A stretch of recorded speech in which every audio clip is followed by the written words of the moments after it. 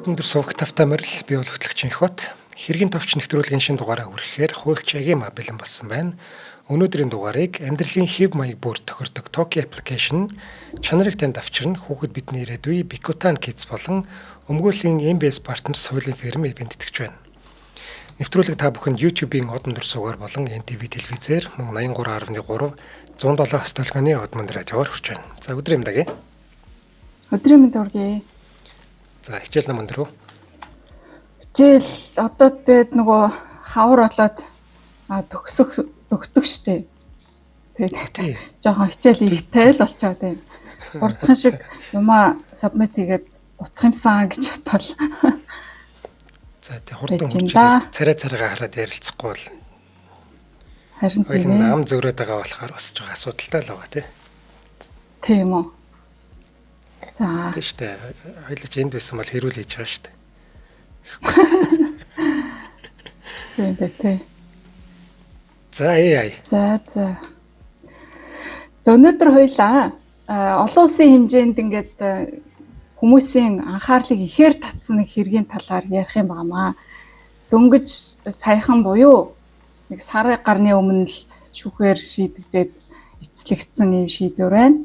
За энэ бол дэлхийн хамгийн баян хүмүүсийн нэг болох Elon Musk. За түүний хамтран үүсгэн байгуулсан OpenAI компани түүний гүйцэтгэх захирал Sam Altman нарын хооронд үүссэн шүүхийн маргааны талаар ярьж өгч байна. За энэ маргаан бол хүн төрөлхтний ирээдүйн хамгийн хүчирхэг технологи болох хиймэл оюухан artificial intelligence гэдэг зүйлийг хэн хянах юм бэ? Ямар зорилгоор ашиглах юм бэ гэдэг энэ асуудлын хүндсэн маргаан байгаа юм л та. Тэгээ OpenAI гэдэг компани ер нь яагаад non-profit буюу ашигын төлөө бус ийм компани байгууллага байжгаад яагаад ашигын төлөөх компани болж хувирсан бэ? Яагаад Elon Musk 38 сая яас 50 сая $50 ингээд бүр зүгээр хандивлаад өгчээсэн мөртлөө гинтхэн дайсан болоод хувирч ба шүүх юмны хэрхэн шийдвэ гэдэг асуудлыг хөндөж ярина. За өнөөдрийн нэвтрүүлгийн их сурвалжууд бол Америк нэгдсэн улсын шүүхийн нөгөө хураангуйсан мэдээ баримтууд Court Listener, Reuters, AP News, BBC, CNN зэрэг сайтууд дээрээс авсан мэдээллүүд байгаа. За хоёлаа нэвтрүүлэл рүү агуулга руугаа шууд оръё. За 2015 оноос энэ бүх асуудал эхэлдэг. Дэлхийд даяар хиймэл оюун ухааны хөгжил за тэг хэрхэн цаашид хөгжүүлэх талаар санаа зовж байсан хэдэн эрдэмтэд бизнесмэнүүд цуглараад OpenAI гэдэг нэртэй юм non-profit буюу ашигын төлөөх бус байгууллагыг үүсгэн байгуулсан байна. За зорилго нь бол хиймэл оюун ухааныг хүн төрөлхтний ашигын төлөө хүн төрөлхтний тусын тулд зориулах. За тэгээд аюулгүй нээлттэй байдлаар юм хөгжүүлэх зорилготой байсан. За үүсгэн байгуулагчдын дунд бол Elon Musk, Sam Altman, Greg Brockman гэдэг ийм нэртэй хүмүүс байсан. За энэ үед бол Elon Musk алидийн ийм дэлхийд алдартай хүн болчихсон байсан. Tesla, SpaceX гэдэг компаниуд нь маш амжилттай явж байсан юм бизнесмен. За тэрээр OpenAI компанид 38 сая $50 эхлээд хандивлаад хамгийн том хөрөнгө оруулагч дэмжигч нь болсон байна. Гэхдээ энэ хүн одоо 2023 оноос эхлээд энэ компанийхаа эсрэг шүүхэд өргөдөл гомдол гаргаж Elon Musk гэдэг миний мөнгийг заллаад авчлаа гэдэг ийм агуулгаар шүүхтэж эхэлсэн. За тэгээд нэхэмжлэлтэй бол 150 тэрбум гаруй долларын нөхөн төлбөр шаардсан. Компанийн удирдлагуудыг бүрэн солихыг шаардсан. За дээрээс нэмэх нь Microsoft-тай байгуулсан гэрээнүүдэд цуцлахыг нь шаардаж эхэлсэн байна. За тэгээд энэ асуудал яг одоо суур үндэс нь юу болсон бэ гэдэг талаар ярьж өгье. 2015 оны 12 сард OpenAI гэдэг компани албан ёсоор үүсгэн байгуулагдсан. Үндсэн зарчим нь юу байсан гэхээр OpenAI-гийн бүх хийж байгаа үйл ажиллагаа нь хүн төрөлхтний тусын тулд ашигын төлөө биш байх ёстой гэдэг ийм үндсэн зарчимтай байсан. За Elon Musk бол яг энэ үзэл санааг маш идэвхтэй дэмжиж тэгээд одоо өөрийн хөрөнгө мөнгөөр хандив оруулж хөрөнгө оруулагч болсон байна л да. Тэгэд Elon Musk өөрийн Twitter буюу одоогийн X дээр AI-гийн тухай ийм AI-гийн аюулгүй байдгийн тухай маш их ярьдаг. AI бол хүн төрөлхтний хамгийн том аюул юм а гэж энэ хүн бол үздэг. Одоо ч гэсэн бас ярьсаар л байгаа. За OpenAI гэдэг компани бол анхны үүсгэн байгуулах баримтчигтэй Non-Stock Corporation буюу ийм хувьцаагүй за ашгаа олон үйл ажиллагаанаас олсон ашгаа дахин хөрөнгө оруулалтад зарцуулах буюу өөрийнхөө компани үйл ажиллагаандаа ийм зарцуулах ийм байгууллага гэж тодорхойлсон байдаг. За Elon Musk бол өөрийнхөө оруулсан хөрөнгө оруулалтыг үндсэндээ буйны хандив гэж нэрлэдэг үздэг байсан. За гэхдээ энэ асуудал тэдний энэ хамтын үйл ажиллагаа удаан үргэлжилж чадаагүй. 2017 оноос эхлээд ингээд анхны зөрчлүүд гарч эхэлсэн байдаг. OpenAI гэдэг компани бол одоо үйл ажиллагаагаа хөгжүүлэх тусмаа их хэмжээний юм тооцооллын хүчин чадалтай юм computing power гэж одоо нөгөө үйл ажиллагаа илүү сайжруулах, засан сайжруулахад шаардлагатай юм хүчин чадлууд шаардагдаж эхэлсэн учраас ашигын болох юм шаардлага үүссэн гэж одоо үздэг ярьдаг. За Elon Musk өөрөө ч гэсэндээ заримдаа энэ компани ингээд үргэлж хэн нэгний хандвар яваад ээж болохгүй нэ гэдэг асуудлыг ярьдаг байсан талаар шүүхэд хожим нь гарч ирсэн байдаг. Тэгээд өөрөөр хэлбэл Elon Musk энэ компани үйл ажиллагаа цаашдаа ингээд нэг хүний санхүүжил дээр хөрөнгө оруулалтаар яваад ах боломжгүй маа гэдгийг хүлээн зөвшөөрж ирсэн гэдэг асуудлыг одоо гаргаж ирсэн. За мөн одоо компани үйл ажиллагааны явцын дунд Elon Musk нэг ийм шаардлага гаргаж ирсэн юм байна л да. Нэгт нь за өөрөө юм уу эсвэл түүний Tesla компани нь majority equity-г эзэмших буюу одоо ингээд үндсэн хувь эзэмшигч эзэн нь байх. За CEO-гийн байр суурь гүйцэтгэх захирлыг нь хяналтандаа авах, өөрөө болох ийм шаардлагыг тавьж ирсэн. Өөрөөр хэлбэл энэ OpenAI гэдэг компаниг өөрийнхөө бүрэн хяналтанд оруулахыг хүсэж байсан гэсэн. За үүнийг нь бол OpenAI-гийн бусад үүсгэн байгуулагч нар зөвшөөрөөгүй. За Elon Musk үүгээр зогсоогүй Tesla-тайгаа нэгтгэх юм санал бас тавьж ирсэн. За үүнийг нь татгалцсных нь хариуд уурлаад за ингээ монголчлох юм бол баг ингээд за та нарыг амжилттай явахыг харнаа энэ гэдэг хэлж исэн гэдэг. За энэ бол яг OpenAI-гаас гаргасан албасны мэдээлэлтэй байгаа шүү. Нэг ер нь л яг энэ үеэс эхлээд ингээд Elon Musk-ийн уур нь хурж ирсэн юм шиг байна. За тухайн үедээ Elon Musk өөрөө Tesla-гийнхаа AI төслүүд дээр маш эрчимтэй ажиллаж эхэлсэн байгаа. Нөгөө нэг Tesla-гийн Autopilot гэдэг өөрөө удирдлагатай хиймэл оюун ухаанаар хөгжүүлсэн машин байгаа шүү дээ. За энэ машин за тэгээд энэ Autopilot гэдэг энэ хиймэл оюун ухаанаар хөгжүүлсэн энэ технологиг хөгжүүлэхийн тулд Tesla компанид маш их юм туршлагатай AI team хэрэг болсон байна. Баг, мэрэгжлийн баг боловсон хүчин гэсэн үг тийм одоо хиймэл оюун ухаанаар мэрэгсэн инженерүүд хэрэгтэй болсон гэсэн. Тэгээ заримдаа бол Tesla компани OpenAI гэдэг компаниас ажилчдыг нь уруулан авдаг байсан гэсэн мэдээлэлүүд бас байгаа. Үүнээс гадна OpenAI гэдэг компани хийгдэж байгаа судалгаанууд ялангуяа нейрон сүлжээ, reinforcement learning гэх мэтчлэн энэ нэг аргачлал судалгаанууд нь Tesla компанийн судалгаануудтай одоо Elon Musk-ийн өөрийнх нь хийжсэн бусад бизнесүүдтэй ингээд давхцаад эхэлсэн байгаа юм л та.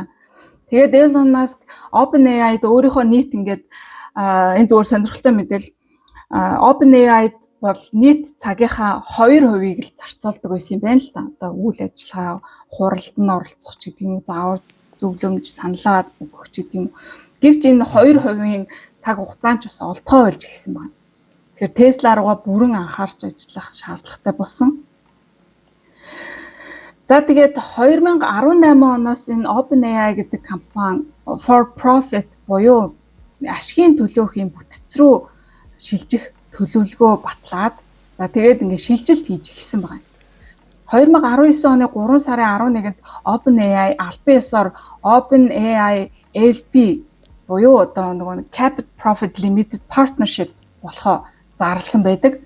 Ингэхдээ non-profit буюу нөгөө ашигын төлөөх бус гэдэг энэ загвараа хайлгүйгээр энэ hybrid холимог зарчмаар хэрэгжүүлэхээр энэ төлөвлөгөө баталсан байна.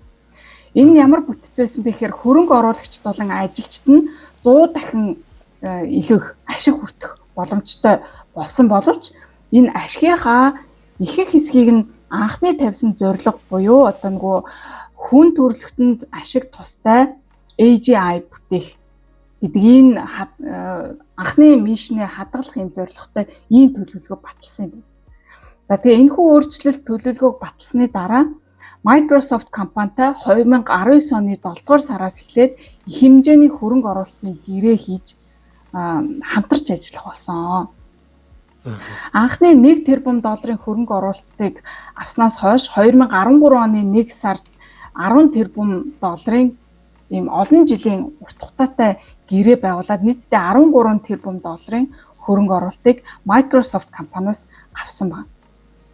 За Microsoft компани яагаад ингэж OpenAI гэдэг компанитай хамтарч ажиллах болсон бэ гэдэг шалтгаан за бараг л ойлгомжтой тий. Үндсэн шалтгаанууд нь гэхээр одоо яг аль биесны мэдээллээр бол Azure гэдэг cloud платформыг илүү хөгжүүлж ингээд ашиглах юм зорилготой байсан юм. OpenAI одоо Microsoft-ийн Azure-ыг онцгой exclusive эрхтэйгээр үйлчлэгээ болгож сонгоод энэ нь cloud зарчмаар ажилладаг юм платформ. Тэгэхээр өндөр хүчин чадалтай юм AI super computing system бий болгоход нь туслах. За тэгээд OpenAI бүх загвараа Azure дээр суурлаж юм сургаж ажилуулах ийм тохиролцоог хийсэн байна. За хоёрдугаарт нь бол хоёр компани хамтраад шинээр ийм нөгөө AI суперкомпьютер технологиг хөгжүүлэхээр тохирсон. Одоо Microsoft OpenAI хамтарсан ийм технологитой ийм тусдаа бүтээгдэхүүнүүд гаргана гэсэн ийм зорилготойгоор гэрээ байгуулсан. За гуравдугаарт нь бол хариуцлагатай хиймэл оюун ухааныг хөгжүүлэх юм нийтлэг үнд зүйлсийн дор нэгцэн гэдэг энэ нэг мэдээллийг бас олон нийтэд өгсөн байдаг. Өөрөөр хэлбэл нөгөө хүн төрөлхтөнд ашиг тустай, найдвартай хиймэл оюун ухаан бүтээх гэдэг ийм зорилгыг тавьж хоёр компани хоорондоо нэгдсэн байна. Тэгээ мэдээж OpenAI гэдэг компанийн хувьд бол хөрөнгө оруулалт татах нь маш чухал байсан. Яг тэгэхээр OpenAI-г илүү цаашаа хөгжүүлж дараагийн шатанд гарахад бол мөнгө шиг хэрэгтэй зүйл байхгүйсэн байж таарна. За ингэж хамтрал эхэлснээс хойш 2022 оны 11 сард ChatGPT албан ёсоор нээлттэй хийж олон нийтэд нээлттэйгээр үйл ажиллагаагаа явуулах болсон.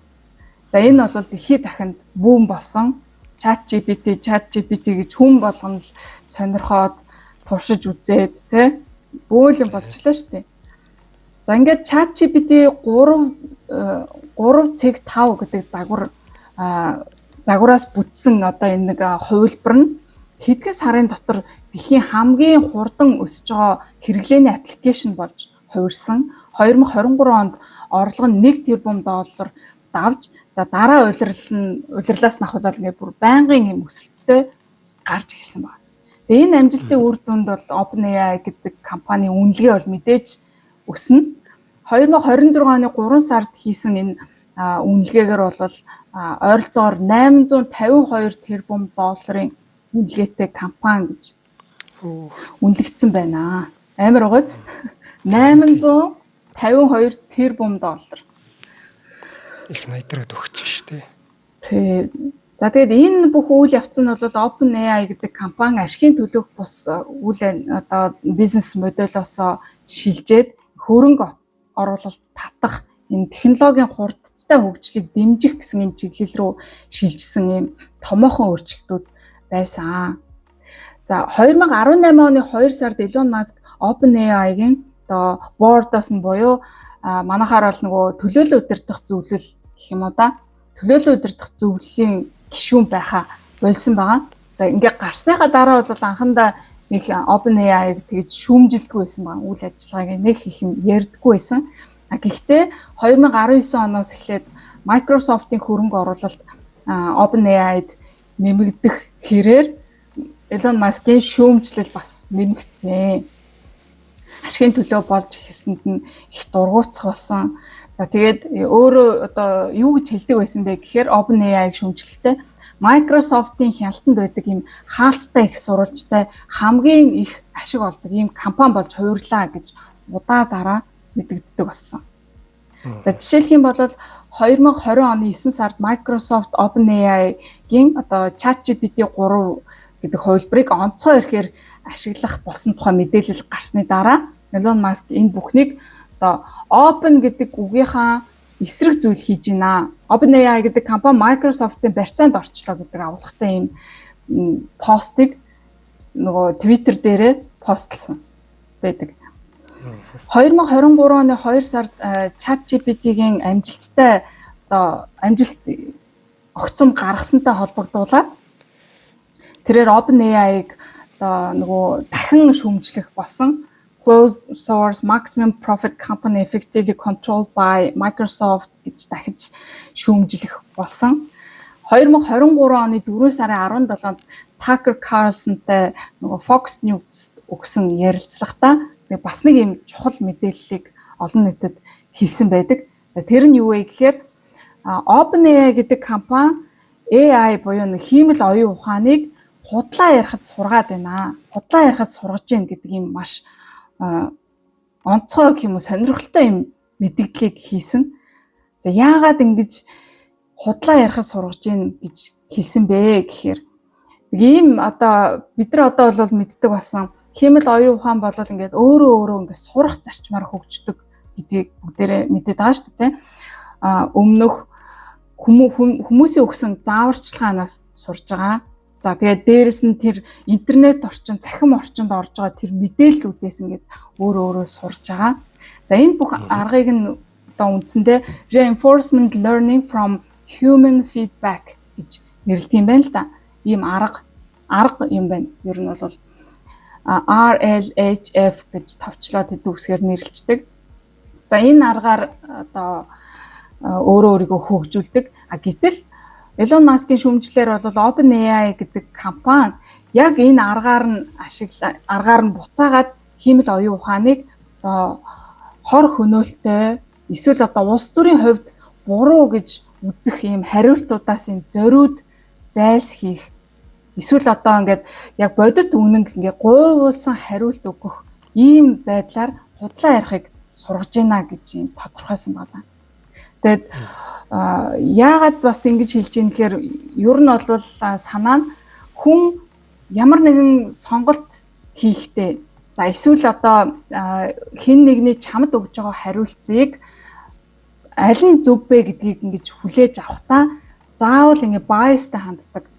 Өөрт нь таалагдсан хариу эсвэл өөрийнх нь улс төрийн үзэл баримталд нийцсэн хариу гэдэг юм уу те эсвэл нийтээр хүлээн зөвшөөрөгддөг тэр нэг одоо нийтэд таалагддаг зүйл гэдэг юм уу. Нөгөө сүргийн сэтгэхүй гэж юм байна шүү дээ. Тэр сүргийн сэтгэхүйг дагсан ийм хариултуудад хүн таатай ханддаг. Гэтэл энэ нь яг бодит амьдрал дээр бодит үннээс хол байх магадлал өндөр гэж байна. За тэгээд дээрэс нь нөгөө нэг open одоо энэ AI гэдэг энэ систем чи өөрөө нэг юм reward одоо авч идэг юм байна л да. Хүмүүс ингээд таалагдсан хариулт өгөөд эсвэл зөв хариулт өгсөн гэх болгондоо ингээд reward буюу шагнал авч идэг гэсэн үг. Энэ одоо мөнгөн шагнал гэсэн үг биш шүү дээ. Зөвхөн системийн хувьд гэсэн үг. За тэгэхээр энэн дээрээ худлагаасаа өөрийгөө ингээд энэ чинь энэ хариулт зөв юм байна. Энэ хариулт зөв юм байна гэд ингээд худлагаасаа буруу мэдээлэл дээр сураад цаашаанаа ингээд дагнаад явчих магадaltaй гэсэн. Тэгэхээр энэ бүхнийг Elon Musk буруутгаж ярилцлага өгсөн байгаа байхгүй. Тэгээд энийгээ бас нэг сонирхолтой жишээгээр авч ярьсан чи мэдхүүгүй ингээд 2001 онд гарч исэн Space Odyssey гэдэг юм кино байдаг юм уу да? Мэдхүү. Гэхдээ тэр чинь хаа байсан 60-аад оны кино шүү. Тийм 1968 онд. Тэг 68 онд хийгдсэн кино гэж. Нөгөө нэг юм нэг юм хөлгийн онгоцны нэг супер оюун ухаан нэг тухай кино. Нэр нь хэлээ. Тэр чинь зөвхөн тэр биш. Ер нь Space Odyssey тэрийг нэг үзчихээрээ. эхлээд үзэхэд их уутгартай юм шиг санагдана. Гэхдээ ямар ч гэсэн хүний хөгжлийн талаар ч юм уу одоо ирээдүйд юу болох талаар ч юм уу энийг зөвгнөж хийсэн. Тэгээд өнгөрснийг харах гэж оролцсон Стенли Кубрик маш мундаг тийм кино байдаг. За энэ Elon Musk авсан жишээ бол яг энэ кинон дээр гардаг тэр нэг супер компьютер буюу AI-гийн тухай яриад байгаа байхгүй юу. Тэгээд яасан бэ гэхээр тэр компьютерт болохоор нэг юм одоо удирдахжсэн хүмүүс нэг зөрчилтэй хоёр зааварчилгаа өгсөн байгаа. Одоо бидний мэддгээр бол prompt хийцэн байгаа байхгүй юу. За нэгдүгээрт нь бүх зүйлийг үнээр мэдээлэх. Хоёрдугаарт нь нууц мэдээллийг одоо зарим нэг зорилттой хүмүүст хэлэхгүй байх. Өөрөөр хэлбэл худлаа ярихгүй гэхдээ хэлэхгүй байна гэсэн. Withhold information гэж. За тэгэхээр энэ зөрчилтэй энэ промптыг шийдэхийн тулд энэ суперкомпьютер нь сүүлдээ худлаа ярьж эхэлсэн байна. Тэгээд дараа нь ингээд худлаа ярьсныгаа илэрхийлсэн сэргийлээд нөгөө экипажийн гишүүдийг алж эхэлдэг.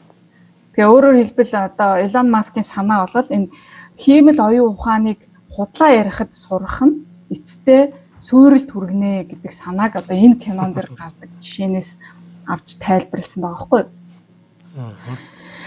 За гэх мэтчлэн ингээд Elon Musk 2023 оны турш OpenAI болон Microsoft-ийн холбоо ашигын хамтын ажиллагаа зэргийг ингээд шүүмжилж яжгаад өөрөө AI компани үүсгэн байгуулсан гэдэг бид нар бүгдээрээ мэднэ те 2023 оны 7 сард Grok бий болсон. За энийг Elon Musk тэгээд үргэлжлэе. За тийхөө. За өнөөдрийн дугаарыг чанарыг танд авчирна хүүхэд бидний ирээдүй Bikutan Kids ивент итгэж байна. За Lenus Med компанийн маань Bikutan Kids-ийг оруулж ирдэг байгаа. За Lenus Med-ийн амин дэмээр баялаг хавар урандор хүүхэд багчуудын дархлааг дэмжих олон төрлийн амин дэмүүд ашигтай бактери эрдэс бодисыг нэг дор агуулсан нийлмэл найрлагатай 4 төрлийн Bikutan хүүхдийн витаминыг санал болгож байгаа юм байна.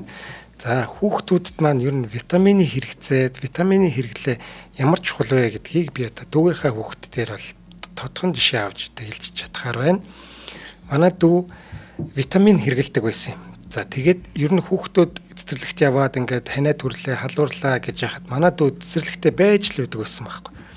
Тэгэж өвдөөд гэртээ унжих, эмнэлэг твтэх ямар ч тийм асуудал гарч байгаагүй. За тэгээд яагаад тэгж байгаа гэхээр нэмэлтээр витамин хэрэглэдэг байсан учраас ийм болчих шиг боллоо гэдэг тийм зүгээр манай дүүгийн таамаг байгаа. Гэтэ би тэрийг витаминаас болсон болов уу гэж бас бодож байна. За тэгээд мэдээж энд альва ийм витаминыг эмчийн заавраар хэрэглэх ёстой. Эмчид заавал хүүхдээ үзүүлээд манай хүүхдэд энэ витамин төгрөх уугүй юу гэдэг тэр зөвлөгөөг нь авч ээж витамина хэрэглэх юм шүү. Тэрнээс биш одоо сошиал олон нийтийн сүлжээний одоо рекламаар ч юм уу за тэр нэг хүний ятгалгаар ч юм уу хэрхэвч хэрэглэж болохгүй гэдгийг энэ дээр бас заавал тодтогхон хэлмээр байна. За Bikutan Kids витаминыг Health Point болон бүх эмийн сангуудаар худалдаалж байгаа. За дэлгэрэнгүй мэдээллийг 835191 зам Alkaloid Mongolia гэдэг нэртэй Facebook-ийн хуудас байгаа юм байна. Тэндээс ороод дэлгэрэнгүй мэдээлэл авч болох нэ. За баярлалаа. За Elon Musk-ийн энэ бүх шүүмжлэлийн хариуд OpenAI ямар байр суурьтай ямар хариунууд өгч ирсэн бэ гэд нөгөө талаас нь ярих нь зүйтэй. Elon Musk-ийн дээрх шүүмжлүүд одоо ярилцлагуудын хариуд мэдээж албан ёсны мэдээлэлээс илүү ихэвчлэн ийм нэг нийтлэл бас хариу ярилцлага гэх маягаар л хариу өгч ирсэн юм бэ нэлээ. Зүгээр энэ бүхнээс ингээд товчлоод нэгтгээд хэлэхэд бол одоо ингэсэн ба тэр нөгөө хиймэл оюун ухааныг худлаа ярихаас сургаж байна гэж хэлээд байгаа шүү дээ тий. За үүн дээр нь Sam Altman гэдэг гүйцэтгэх захирал болвол за зарим тохиолдолд бол үнэхээр biasтай хариулт өгж байгаа гэдгийг бол хүлээн зөвшөөрч байна гэж хэлсэн байдаг. За тэгээд дээрэс нь нөгөө үүсгэн байгуулагч захирлаа Greg Brockman 2023 оны 3 сард за бид нар бол алдаа гаргасан систем маань ингээд хүссэн үнд зүйлсээ бас бүрэн даахгүй байсан гэдгийг хүлээн зөвшөөрөөд за энэхүү bias-ыг багасгах чиглэлээр бид нар идэвхтэй ажиллаж байна гэж мэдгдсэн байна. За тэгээд OpenAI-ийн ерөнхий байр суурь нь бол ингээд бид ингээд хин нэгэн хүнээс ч юм уу хүмүүсийн фидбакаар хиймэл оюун ухааныг сурахаас өөр арга байхгүй. Ингэжж бид нар цаашдаа илүү найдвартай, хариуцлагатай хиймэл оюун ухааныг бүтээн гаргаж ирж чадах юмаа гэдэг ийм байр суурьтай байсан. Тэрнээс биш одоо bias үүснэ гэж бодоод ингээд хүнээс сурахгүй байх тийм боломж байхгүй гэдэг ийм байр суурь хэлжсэн. За нөгөө нэг ашигын бус байх ёстой байтал ашигын болчлоо гэдэг шүүмжлэл дээр бол 2024 оны 3 сарын 5-нд албан ёсны вебсайтн дээр маш дэлгэрэнгүй хариултыг бичгээр тавьсан байдаг. За юу гэсэн бэ гэхээр ингээд Elon Musk бол 2018 онд OpenAI-гаас гарахдаа одоо ингээд нөгөө ашигын төлөв бүтэц рүү шилжиж байгаа гэдгийг нь мэдчихсэн. Тэгээ дээрэс нь дэмжижсэн.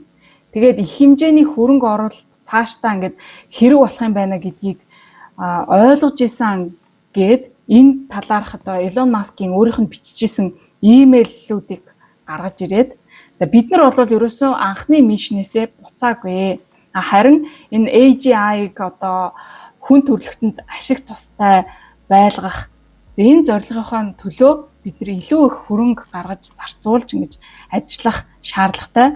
Өөрөөр хэлбэл бид нар зорилгынхон төлөө хэвээрээ байгаа гэсэн иймэрхүү агуулгатай мэдээллийг өгсөн байна. За тэгээд 2023 оны 3 сард Elon Musk XAI буюу одоо нөгөө Grok-ийн компани албасаар бүртгүүлсэн шүү дээ. Тэгээд 7 сарын 12-нд нь олон нийтэд зарлаад OpenAI гэдэг компани өрсөлдөгч болж байгаа албасаар илэрхийлсэн. За ингэж XAI гэдэг компани байгуулахдаа тэрээр юу гэж хэлжсэн гэхээр анх OpenAI-г байгуулсан тэр анхны зорилгодоо үнэн ч хэвээрээ байгаа. За тэгээд ийм зорилгоо биелүүлэх зорилгоор одоо өөрийн гэсэн энэ хиймэл оюун ухааныг бүтээж гинэ гэсэн ийм агуулгатай тайлбар өгж исэн. За энэс хойш бас нэг дуйлан шууган гарсан нь 2023 оны 11 сарын 17-нд OpenAI компани одоо нөгөө board буюу тузынхын хурлаар Sam Altman-ыг гүйцэтгэх захирлаас нь түр халах юм шийдвэр гарсан байгаа. За шалтгаан нь юу гэж ярьжсэн гэхээр Sam Altman-ыг энэ одоо туцтай тогтвортой яг ил тод бүрэн дүүрэн мэдээлэл өгөөгүй. Inconsistency байсан гэж бол мэдгдсэн байдаг. За энэ үйл явдал бол тухайн үед OpenAI гэдэг компани нэр хүнд болон одоо санхүүгийн хувьд их хямрал үүсгээд олон хүмүүс ажилласаа гарах юм шалтгаан болж исэн. За Elon Musk бол энэ үүссэн хямралд яг шууд оролцоотой биш ч гэсэн олон нийтэд ингээд маш идэвхтэй энэ асуудлаар байр сууриа илэрхийлээд үндсэндээ бол гал дээр тос нэмэх маягийн байсан. Одоо жишээлх юм бол нөгөө Twitter-ээр дамжуулаад за би тузын дарга нөгөө Ilya Sutskever гэж унших байхаа. Энэ хүнийг бол маш тийм ёс зүйтэй хүн гэж боддог. Одоо ийм шийдвэр гарахаас өөр аргагүй байсан энэ гих мэтээр ингээд жоохон гал дээр тос нэмж байсан. За тэгээд одоо сая сарын өмнө болсон шүүх ажиллагааны талаарх мэдээллийг ярьж өгье. За Elon Musk болон Sam Altman болон OpenAI-гийн эсрэг одоо шүүх хурал 2024 оноос эхлээд 2026 оны 5 сар хүртэл үргэлжилсэн юм шүүхийн процесс байгаа. За энэ хэрэг Elon Musk хамгийн анх 2024 оны 2 сарын 29-нд Сан Францискогийн мужийн шүүхэд анх хэмжлээ бол гаргаснаар хэлсэн. За дараа нь 2024 оны 8 сарын 5-нд Америкийн нэгдсэн улсын Калифорни мужийн умар дүүргийн холбооны шүүхэнд албасаар нөгөө рефайл хийгээд энэ хэрэг нь шүүгч Иони Гонзалес Рожерс гэж хүнд шилжснээр үргэлжилсэн юм байна. За энэ дээр бас нэрүүдийн буруу уншиж магадгүй шүү. Энэ хүмүүсийн нэр дуудах гэдэг чинь аюу асуудалтай. За тэгээд 2024-өөс 2025 онуудад шүүхийн процесс маш идэвхтэй үргэлжилсэн. OpenAI-гийн тал бол олон удаа ийм motion to dismiss буюу хэмжлийг хэрэгсэхгүй болгох хүсэлтүүдийг гаргаж исэн. За мөн Elon Musk-ийн эсрэг counterclaim буюу одоо сөрөг хэмжлэлүүдийг гаргаж исэн. За Elon Musk бол маш олон хэмжлийн үндслүүд гаргаж ирсэн байгаа байхгүй юу? Ер нь бол тэр нь юу юм гэхээр одоо breach of charitable trust, fraud, unjust enrichment гэх мэт. За тэгээд энийг тайлбарлаж өгнө.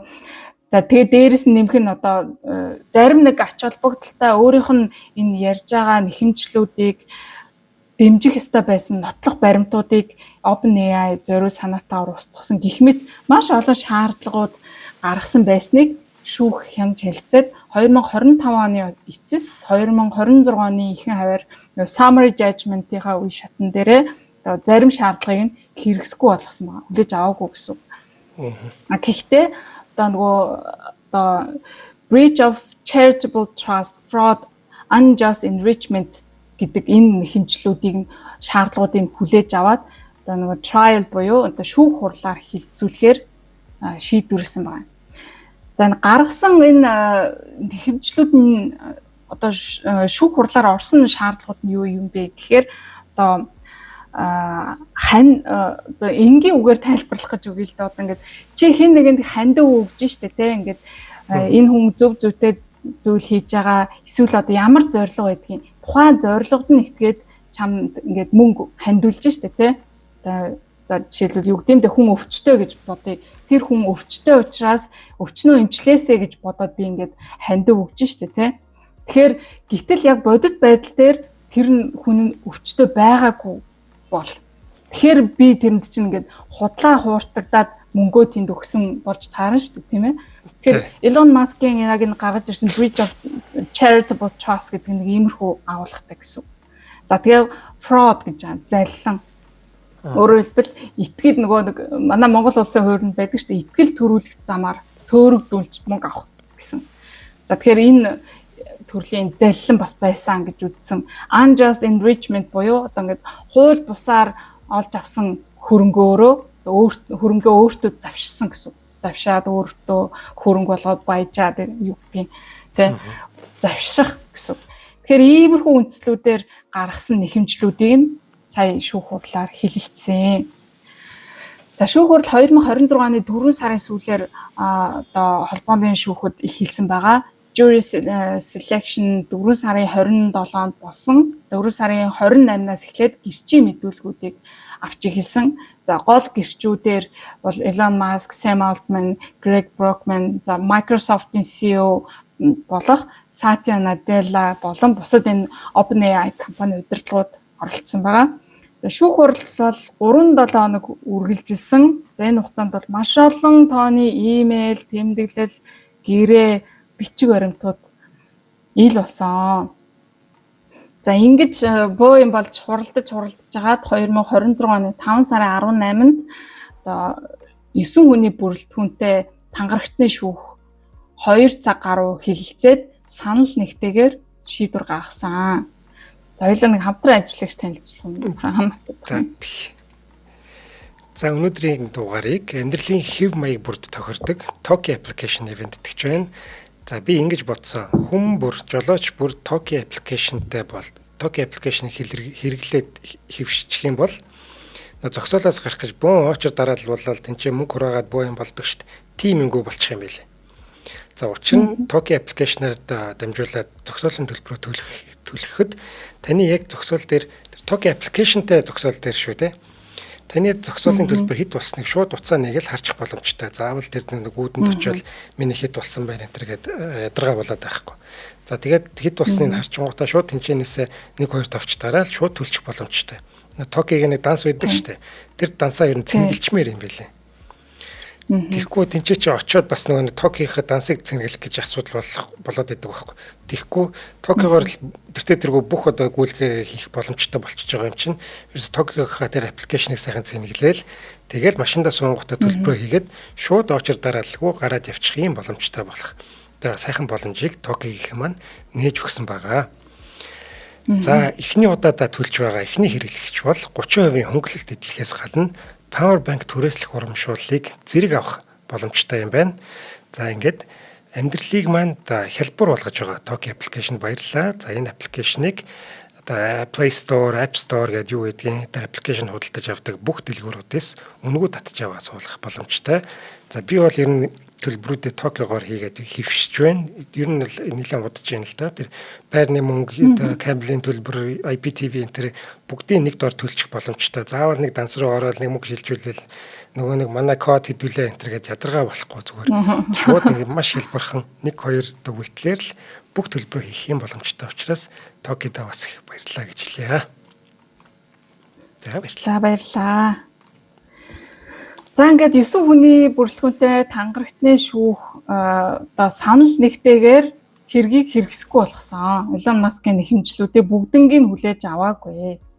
За ямар үндслээр вэ гэхээр одоо Elon Musk 2018 оноос эхлээд OpenAI гэдэг компани ашигын төлөө бүтэц рүү бизнес модель руу шилжиж байна гэдгийг мэдэж байсан. За тэгээд одоо энэ чинь 18 он гэдэг чинь одоо хэд 8 жилийн өмнөх гэсэн үг шүү дээ тий. Тэгээд нэхэмжлээ тий 18 одоо 2026 тий. Тэгээд энэ хугацаанд нэхэмжлэл гаргахгүй байж байгаа одоо гаргаж байгаа. Тэгэхээр энэ чамд юу гэж хэлж байна гэсэн үг үү? Хөөлц хугацаанд дууссан байхгүй юу? Өөрөөр хэлбэл Калифорни одоо мужийн хуулиар бол 3 жилийн хугацаанд буюу 2021 он гэхэд энэ хүн шүүхэд нэхэмжлэл гаргаад энэ асуудлаа шийдвэрлүүлэх ёстой байтал гээд 8 жилийн дараа нэхэмжлэл гаргаж байгаа нь өөрөө ингээд үзэлгүй юм аа гэж. Энэ үндслээр ингээд хэргийг хэрэгсэхгүй болгосон. Тэрнээс биш одоо нөгөө шүүх хурал дээр хинийх нь зөв бэ, хинийх нь буруу вэ гэдэг юм уу, залилсан уу?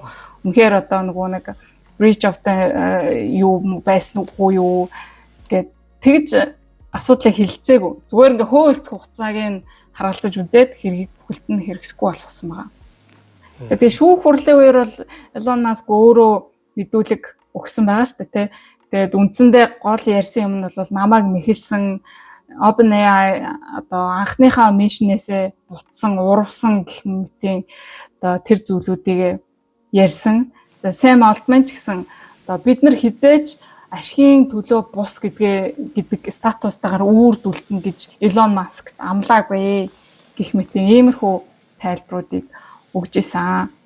За OpenAI-гийн хуульч нарын зүгээс бас энэ асуудлыг Elon Musk-аас хэмжлэл гаргасан асуудлыг юу гэж дүгнэж исэн бэ гэхээр одоо нөгөө өрсөлдөгчийн саботаж хийж байна гэж юм.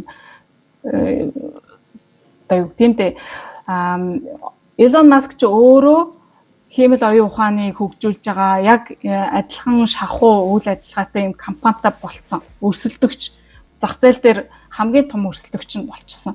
Тэгэхээр нөгөө өрсөлдөгчийнхөө үйл ажиллагаанд саад учруулах зорилгоор одоо энэхүү нэхэмжлийг гаргаад ингээд явж байна. Гэх мэтийн ийм аргументуудыг гаргаж оруулж ирсэн. За тэгээд энэ хэрэгсэхгүй болсноороо Elon Musk-ийн нэхэмжилсэн 150 тэрбум долларын нөхөн төлбөр тий за удирдлагуудыг нь сойлох OpenAI-г буцаагаад non-profit болгох энэ бүх хэмжлүүд одоо будаалсан гэсэн үг. Олон улсын хуульчид, шинжээчид одоо Reuters, Wall Street Journal зэрэг хэвлэл мэдээллүүдээр юу гэж ярьж байгаа гэхээр за шүүхийн энэхүү шийдвэр нь OpenAI гэдэг компанид IPO хийхэд нь гэдэг замыг нь атайхан засаад өгчлөө гэж үзэж байгаа. Гэхдээ энэ асуудал яг бүрэн дуусчааг байгаа. Яг тэгэхээр Elon Musk давж заалдах болно гэдгийг мэдэгдсэн. Тэгэхээр дав заалдах шатны шүүх хурал нь юу гэж үзэх юм байгаа юм те.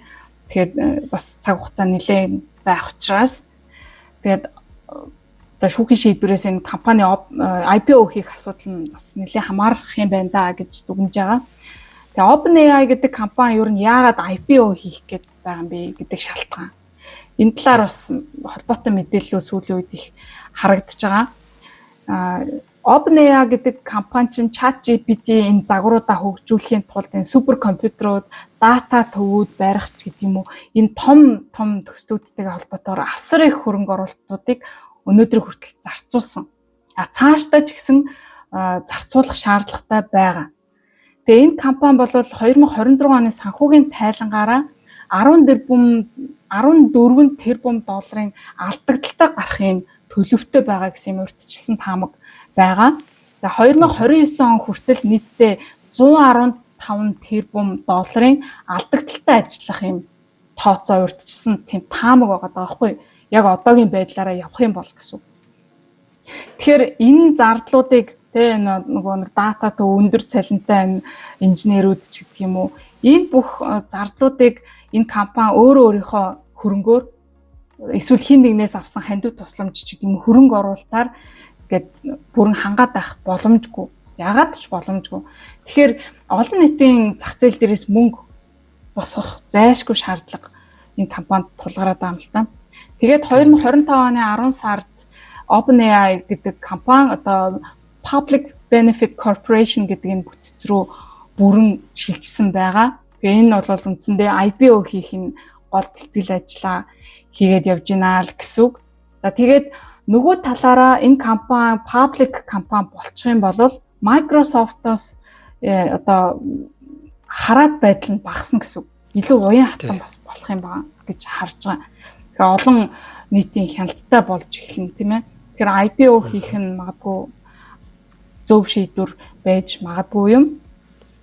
Тэгээ одоогийн байдлаар бол Goldman Sachs, Morgan Stanley гэх мэт банкудтай хамтраад энэ IPO хийх бичиг баримтан дээр ажиллаж байгаа гэсэн бэлээ. Тэгэхээр 2026 оны 9 сар эсвэл 4-р улиралд багтаагаад олон нийтэд хувьцаагаа гаргах боломжтой гэж үзээд ингээд ажиллаж байгаа юм байна. Тэгээд одоо энэ компани хувьцаа бол энэ 2026 оны 5 сарын 18-нд шүүхийн шийдвэр гарснаас хойш өссөн. Үнэлгээ нисээд хувьцаа ингээд нөгөө компанийн үнэлгээ шүү. Компанийн үнэлгээ нэлээд өсөөд байгаа. Тэгэхээр энэ IPO хийх бэлтгэлд нь их сайхан замыг засч өгч ин да гэж хэлээд байгаа юм учиртай маа. Тийм байна. Нэг асуулт байна. Тий. За Калифорни мужийн хуулиар 3 жилийн хугацаанд хүн хэлцэх хугацаа дуусдаг юм байна. Тэгвэл Илон Маск өөр муж руу очиод шүүгдэж болох уу? Тинчээ хэргийн харьяалал гэж юм байгаа л да. Тэрнээс биш одоо юу гэдгийг Илон Маск OpenAI гэдэг компаниг хаамаагүй хятад улсад очиж шүүгдэж болохгүй шүү дээ. Энд чинь Америкийн нэгдсэн улсын эрх зүйн систем чигээ мужийн тусдаа хуультай яг тэрдээ адилхан гэсэн үг. Тэгэхээр аль дуртай газар очиод дуудаж болохгүй гэсэн үг. Энэ газрын хөө хэлцэх хугацаа нь урт юм байна. Энийг сонгочихъя гэд ингэхгүй. Тэгэхээр хэргийн харьяалал гэж юм байгаа. Тэр компаниг дуудахын тулд одоо юу гэдгийг манахаар бол нөгөө хариуцагчийн оршин суугаа газрын дүүргийн шүүхэд гэдэг юм уу те. Тийм харьяалал байдаг шүү дээ.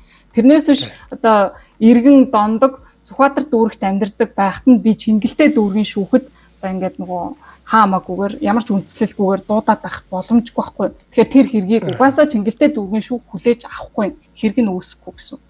Тэгэхээр яг энэтэй адилхан жишээгээр Калифорнийнхаа шүүхэд очихоос аргагүй. Тэгэхээр тэрнийхээ хөлц хугацаан дээр л унсан юм шиг байна.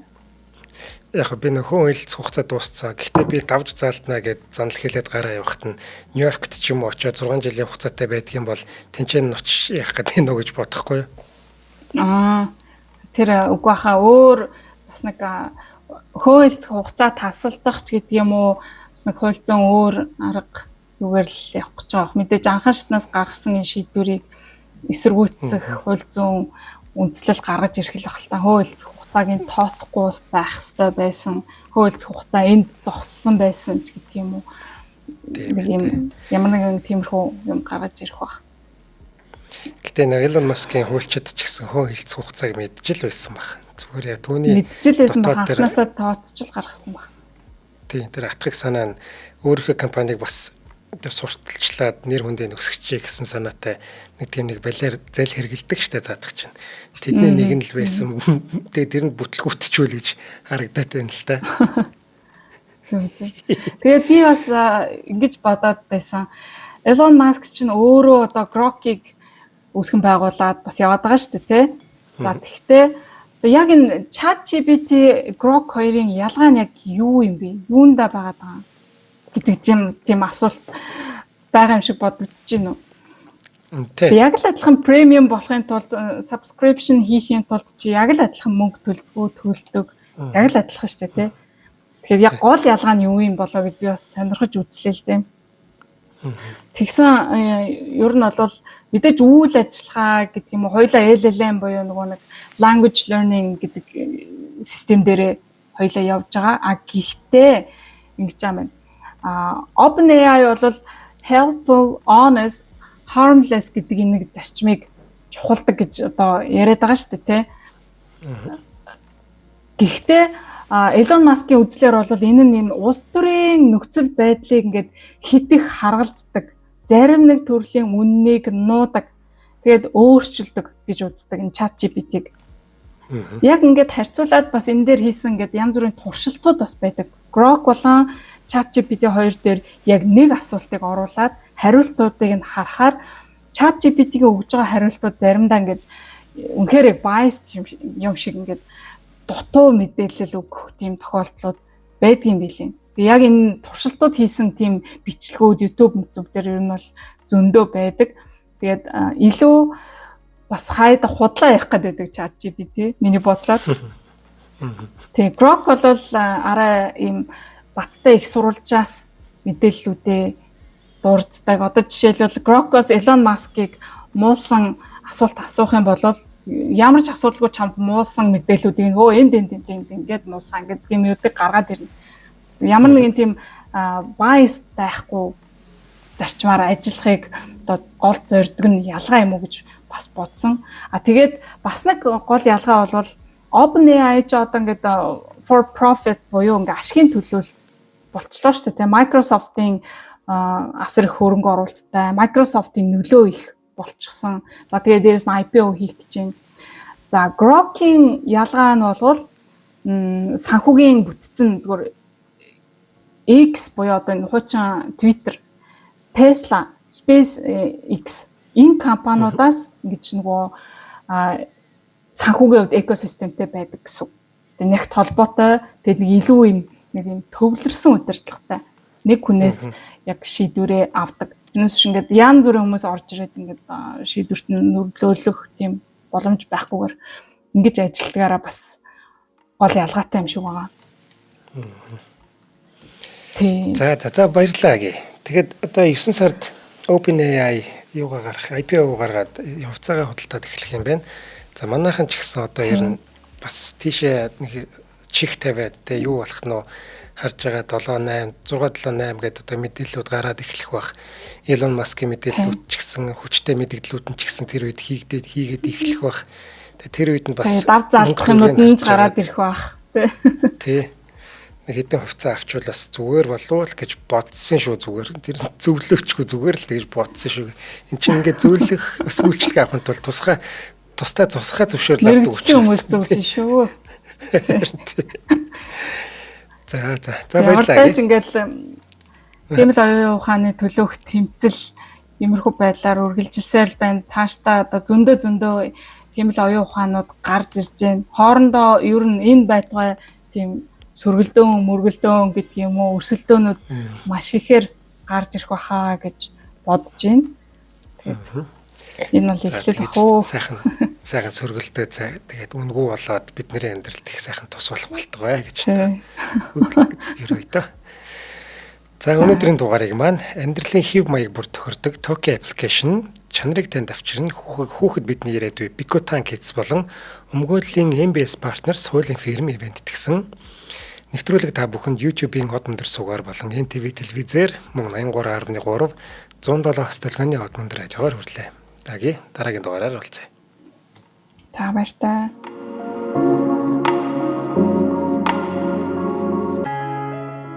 Нэвтрүүлгийг хүлээн авсан Нарны аймгийн монголчуудтай баярлалаа. Од мөндөр сувг нь энэ мэдчлэн таны мэдхүйн мянган нэвтрүүлгийг 2026 оны 7 сарын 1 хүртэл та бүхэндээ хүргэх юм. Их хэлээрээ шинжлэх ухаан танин мэдхүйг түгээхийн үлсэд нэгтгэх хүсвэл та бидэнд хандив өгөх боломжтой.